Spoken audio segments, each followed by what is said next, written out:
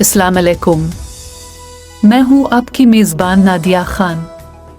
आप देख रहे हैं प्रोग्राम कोई देखे ना देखे, नंबरदार तो देखेगा। नंबरदार मोहम्मद अली जोया ने नंबरदार टीवी से खुसूसी गुफ्तगू करते हुए कहा कि मुफादात परस्त लोग पाक फौज के हक में बोलते हैं तो सिर्फ अपने मुफादात की गरज से पाक फौज को जमहूरियत के नाम पर ब्लैक मेल करके ज़ाती इजारादारी कायम रखने के लिए सामने आते हैं, दूसरे ममालिक में जाकर डिप्लोमेटिक लॉबिंग करते हैं। दरअसल मुसीबत यही है कि गरीब का बेटा दूसरे मुल्कों में जाकर खून पसीना बहाकर अरबों डॉलर पाकिस्तान में भेजता है और अमीर का बेटा वही रकम लूट कर मगरबी ममालिक में जाकर जायदादें बनाता है। उन्होंने कहा कि मैंने जून 2014 को DGISPR को एक खत लिखा था।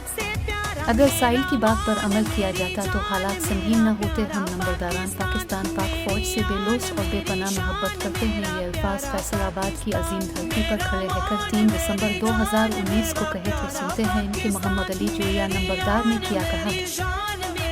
अब मोहम्मद अली जोया बोल रहा हूँ।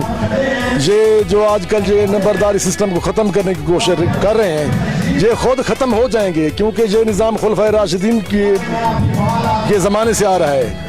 अगर इन्होंने मज़ीद कोशिश की तो इनको खुलफाए राशिदीन की तौहीन करते हुए इनको फांसियाँ करवाऊँगा मैं।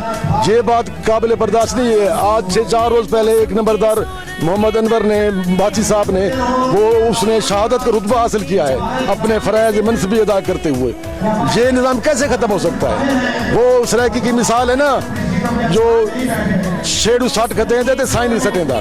ये कभी पटवारी ने मुखबरी की, कभी पटवारी ने किसी कातिल की, एसी साहब ने किसी कातिल की निशानदेही की। ये तो नंबरदार हैं। ये कल जो हमारी जो शहादत हुई, इससे पहले 3156 शहादतें नंबरदार दे चुके हैं 1947 से लेकर अब तक। ये हमारी 3157वीं शहादत थी, लेकिन हुकूमत इसको कदर से नहीं देख रही। तो फिर ये सोच लें, ना ये सियासतदान रहेंगे ना ये ब्यूरोक्रेसी रहेगी। नंबरदार टीवी देखने का शुक्रिया। नंबरदार खुशहाल मुस्तहकम पाकिस्तान, नंबरदार जिंदाबाद पाकिस्तान पाइंदा। अल्लाह हाफिज।